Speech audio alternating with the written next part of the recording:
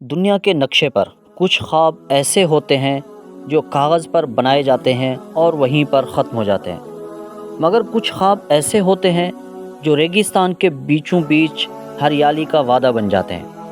افریقہ کے ملک Burkina Faso میں آج ایک ایسا خواب حقیقت میں بدل رہا ہے۔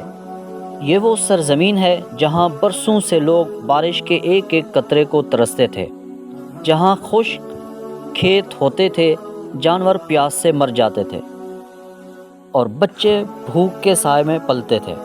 لیکن اس خاک آلود زمین پر ایک نوجوان لیڈر ٹراورے نے فیصلہ کیا کہ اگر آسمان سے پانی نہیں اترتا تو زمین کو چیر کر خود نکالا جائے۔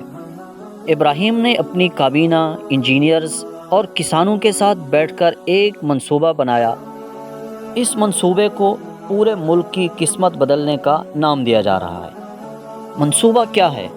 شمالی پہاڑوں اور ان علاقوں سے جہاں چشمے زیر زمین پانی کے ذخائر ہیں، پانی کو اکٹھا کر کے ایک مصنوعی جھیل بنائی جائے، پھر اسی جھیل سے ایک عظیم الشان نہر نکالی جائے جو 276 کلومیٹر لمبی، 600 فٹ چوڑی ہوگی۔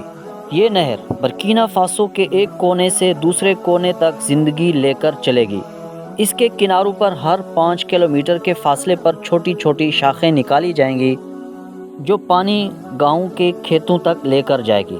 اس سارے نظام کو سولر انرجی پہ چلنے والے پمپ کے ذریعے فنکشنل کیا جائے گا تاکہ بارش یا بجلی کے مسائل آڑے نہ آ سکے۔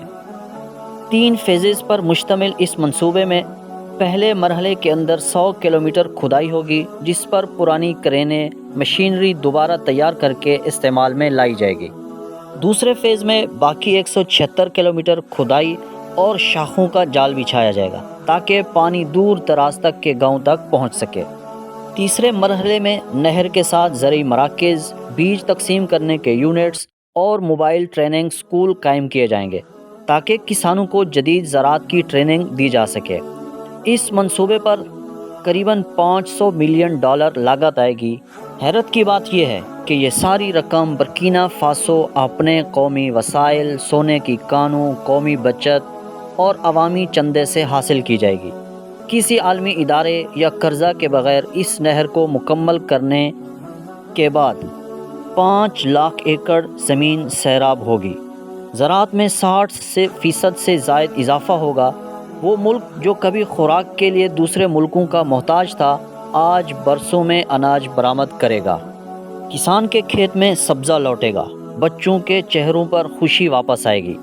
برکینا فاسو کی عوام یہ جان لے گی کہ اصل طاقت اپنے قدموں پر کھڑا ہونے میں ہے۔ ابراہیم کی کہانی زندہ مثال ہے۔ پاکستانیوں، خواب صرف دیکھنے سے نہیں بلکہ محنت سے حقیقت کا روپ دھارتے ہیں۔ یہ نوجوان